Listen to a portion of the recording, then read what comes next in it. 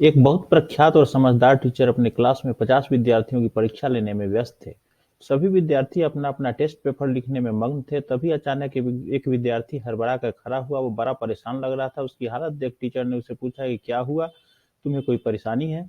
उस विद्यार्थी ने कहा कि मेरी कीमती घड़ी किसी ने चुरा ली, जो मेरे पापा ने कल ही मुझे बर्थडे पर गिफ्ट दी थी। टीचर ने कहा कि अभी नहीं, यहाँ से कोई गया है न कोई आया है, फिर कैसे कोई तुम्हारी घड़ी चुरा सकता है?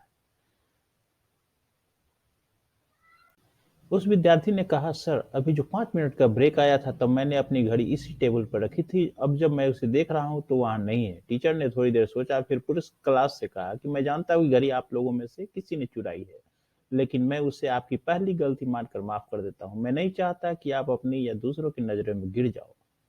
इसलिए मैं आप सभी से रिक्वेस्ट करता हूँ कि सभी लोग अपने अपने आंखों पर अपने रुमाल या पट्टियां बांध लें।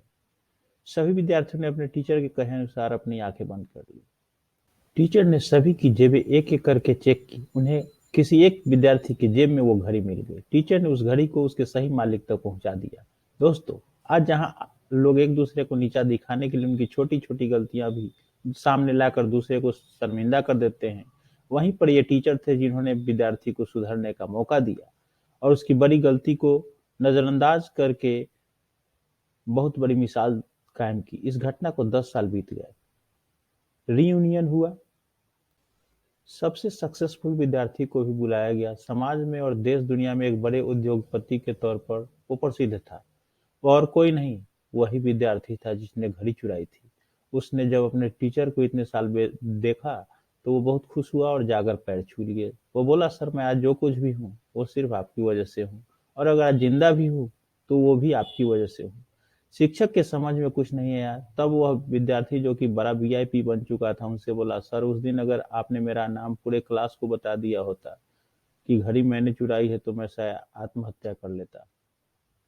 क्योंकि जब आपने अनाउंस किया था कि आप सबकी तलाशी लेने वाले हैं, मैंने निश्चय कर लिया कि बदनामी की जिंदगी नहीं जीऊंगा। हाँ, उस दिन मुझसे बड़ी गलती हो गई थी, लेकिन आपने उस गलती को सुधारने का मौका देकर मेरी जिंदगी बचा ली। उस दिन के बाद मैंने इतनी मेहनत की कि यहाँ तक पहुंच गया। उसकी बात सुनने के बाद टीचर ने कहा, वो अच्छा वो तुम थे?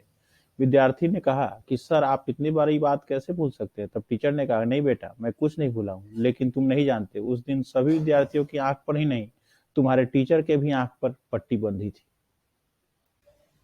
क्योंकि मैं अपने विद्यार्थी को अपनी और दूसरों की या मेरे खुद की नज़र में गिरने नहीं देना चाहता था।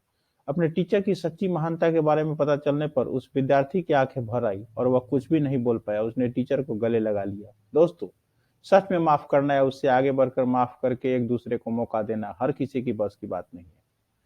लेकिन जिंदगी में कभी किसी को माफ करना चाहो तो ऐसे करना जैसे इस टीचर ने अपने विद्यार्थी को किया था। धन्यवाद।